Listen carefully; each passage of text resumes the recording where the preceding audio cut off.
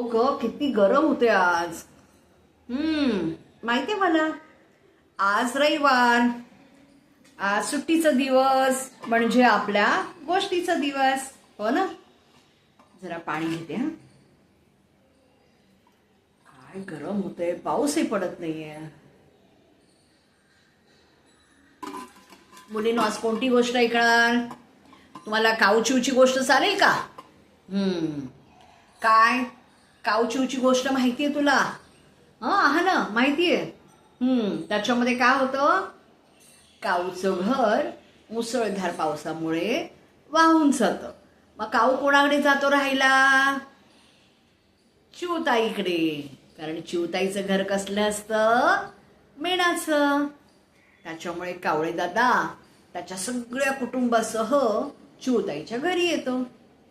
पण आता इतकं गरम होते आपल्याला, पाऊसही पडत नाहीये. मग चिवताईचं घर कशाचं आहे? मेणाचं. मेणाचं म्हणजे काय विचारते कियारा? अगं, मेणाचं म्हणजे वॅक्सचं. आता गरम झाल्यामुळे तो मेण जे आहे ते काय होतं बरं, सांगा मला. अगदी बरोबर शान्वी, वितळतं. मग चिवचं घर वितळलं या गरम उष्णतेमुळे. आणि मग चिवताईचं घर वितळल्यावर आता चिवताई जाणार कुठे? ती जाते कावळे दादाकडे. कावळे दादाला म्हणते, कावळे दादा दार उघड. कावळे दादा दार उघड. कावळे दादा दार उघडतो. चिवताई बघते तर काय, कावळे दादाच्या घरामध्ये आधीच खूप जण राहत असतात. चिवताई विचार करते, मी आणि माझं बाळ कसं बरं या घरात राहणार? चिवताई म्हणते, कावळे दादा धन्यवाद. तू मला राहा म्हणतोयस रे, पण मला कळतंय तुझ्या घरामध्ये खूप गर्दी होईल रे मी आले तर. त्यापेक्षा मी माझी सोय काय ते करते.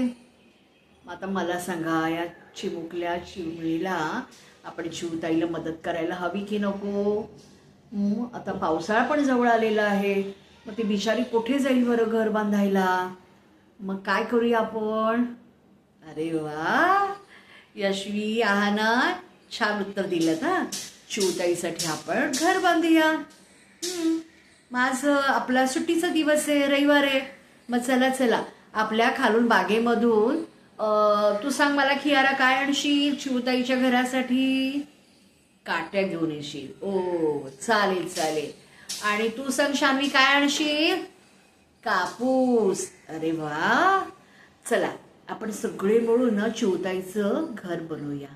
हा, चला आहाना, कियारा, यशवी, चला आपण जाऊ चिवताईचं छानपैकी घर बनवूया आणि बघूया चिवताई आपल्या घरट्यात राहायला येते का.